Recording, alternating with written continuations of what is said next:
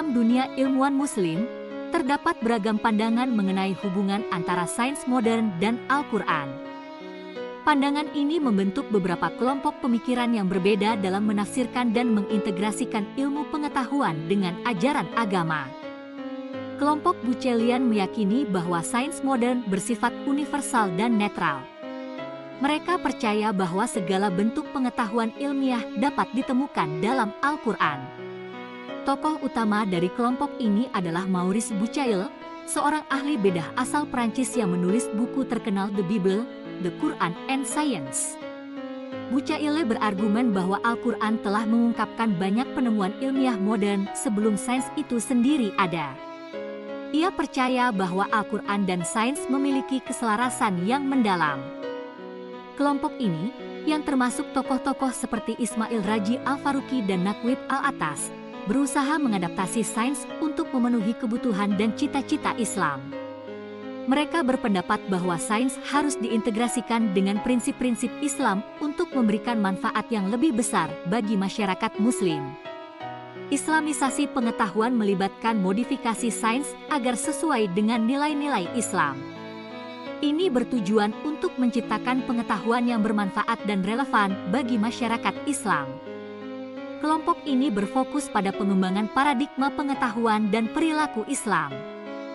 Paradigma pengetahuan menekankan prinsip-prinsip Islam dalam pencarian ilmu, sementara paradigma perilaku menentukan batasan etika bagi ilmuwan. Paradigma ini mencoba menciptakan keseimbangan antara pengetahuan ilmiah dan etika agama. Tokoh-tokoh seperti Fazlur Rahman dan Ziauddin Sardar berperan penting dalam pengembangan paradigma ini. Ulama-ulama klasik seperti Al-Ghazali dan Asyuti berpendapat bahwa Al-Quran mencakup seluruh ilmu pengetahuan. Al-Ghazali menggambarkan Al-Quran sebagai lautan pengetahuan yang tak bertepi, sementara Asyuti percaya bahwa Al-Quran mencakup semua aspek ilmu dasar. Sebaliknya, ulama kontemporer seperti Asyatibi berpendapat bahwa Al-Quran lebih merupakan petunjuk agama dan bukan ensiklopedi sains. Mereka memperingatkan bahwa pencocokan Al-Quran dengan teori sains yang berubah-ubah dapat mengancam eksistensi Al-Quran. Mustafa Al-Maraghi berpendapat bahwa Al-Quran mengandung prinsip-prinsip umum yang dapat diterapkan untuk memahami pengetahuan ilmiah. Namun, ia juga menekankan pentingnya tidak menafsirkan Al-Quran secara berlebihan dengan teori ilmiah.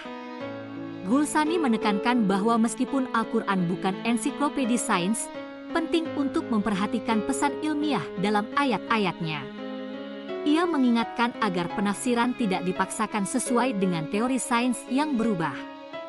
Beberapa ilmuwan Muslim percaya bahwa Al-Quran mengandung indikasi awal mengenai sains dan pengetahuan ilmiah.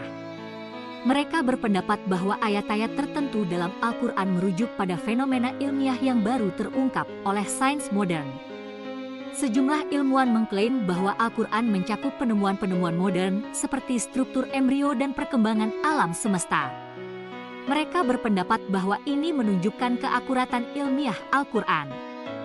Beberapa kritikus menganggap bahwa pendekatan Bucailianisme terlalu menyederhanakan hubungan antara Al-Quran dan sains. Mereka berpendapat bahwa mengaitkan ayat Al-Quran secara langsung dengan teori ilmiah yang berubah-ubah dapat membatasi pemahaman tentang teks tersebut. Metode Islamisasi sains mencoba mengintegrasikan pengetahuan ilmiah dengan nilai-nilai Islam tanpa mengabaikan sains modern. Ini melibatkan adaptasi teori ilmiah untuk selaras dengan ajaran agama dan prinsip moral. Paradigma baru yang dikembangkan oleh tokoh-tokoh seperti Fazlur Rahman juga berupaya mengaitkan pengetahuan Islam dengan konteks global.